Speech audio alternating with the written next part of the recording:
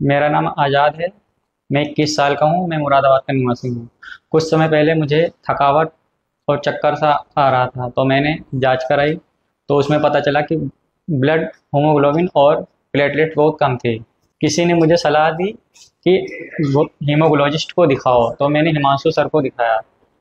उसमें लग रहा था कि मुझे अप्लास्टिक एनीमिया हो सकता है, लेकिन जांच करने पर मुझे पीएनएच निकला।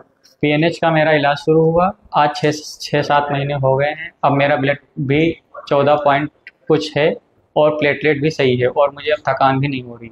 अगर आपकी जांच में हीमोग्लोबिन कम है, प्लेटलेट्स कम है, टीएलसी कम है, तो आप किसी न किसी हीमोटोलॉजिस्ट को ज़रूर दिखाएं, जिससे समय पर आपकी का इलाज हो सके और आप ठीक हो सकें। Okay, thank you. नमस्कार।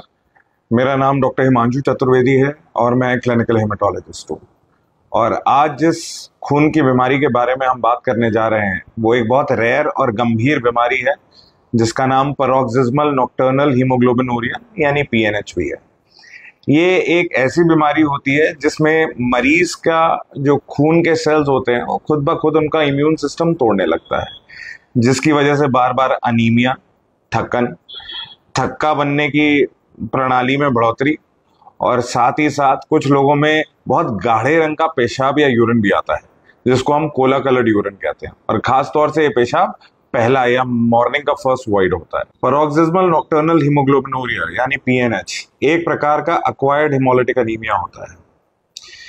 इसमें हमारे बोन मैरो में जो सेल्स हमारे शरीर के ब्लड फॉर्मिंग सेल्स या स्टेम सेल्स होते हैं उनमें एक म्यूटेशन हो जाती है, यानी कि वो म्यूटेशन एक जीन पे प्रेजेंट होती है जिसे पिग ए जीन कहते हैं।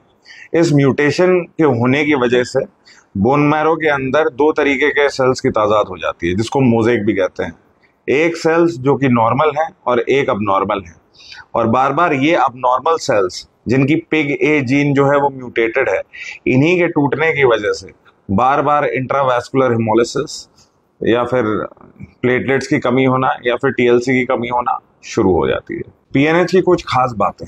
पहली, क्रॉनिक इंट्रावैस्कुलर हिमोलिसिस होना, यानी कि लंबे समय तक ये जो सेल्स हैं, जो अबनॉर्मल सेल्स हैं, जो म्यूटेटेड सेल्स हैं, ये लंबे समय तक टूटते रहते हैं। दूसरा, थक्का या थ्रोम्बोसिस होने की टेंडेंसी बढ़ जाना। तीसरा, कुछ लोग जो हैं इसी वजह से बोन मैरो फेलियर में भी चले जाते हैं। पीएनएच की डायग्नोसिस अपने में ही एक बहुत बड़ी चुनौती है, क्योंकि इसके सिम्टम्स बहुत ज़्यादा स्पष्ट नहीं होते। इसलिए हमें खास तौर पे कुछ संकेतों का बहुत ध्यान देना पड़ता है। पहला, जैसे सुबह का जो पहला यूरिन या पेशाब है वो बहुत गाढ़े रंग का आना, या जैसे हम कहते हैं कोला कलर्ड यूरिन। दूसरा, बिना वजह हीमोग्लोबिन कम रहना। तीसरा, हमारे शरीर में बार बार थक्के या क्लॉट्स बनने की टेंडेंसी को होना। चौथा, हीमोग्लोबिन के साथ साथ टीएलसी और प्लेटलेट्स का भी कम हो जाना। अगर कोई भी व्यक्ति इस तरीके के सिम्टम्स को एक्सपीरियंस कर रहा है तो उसको एक बार एक हेमेटोलॉजिस्ट से परामर्श जरूर लेना चाहिए। पीएनएच की डायग्नोसिस के लिए हम लोग एक स्पेशल टेस्ट करते हैं जिसको हम फ्लो साइटोमेट्री कहते हैं, और इसके द्वारा हम लोग पीएनएच के क्लोन्स को आइडेंटिफाई कर पाते हैं। अगर एक बार हम लोग पीएनएच की डायग्नोसिस बना लेते हैं तो उसके बाद पीएनएच को भी थोड़ा मैनेज किया जा सकता है। इसलिए डायग्नोसिस करना बहुत जरूरी है।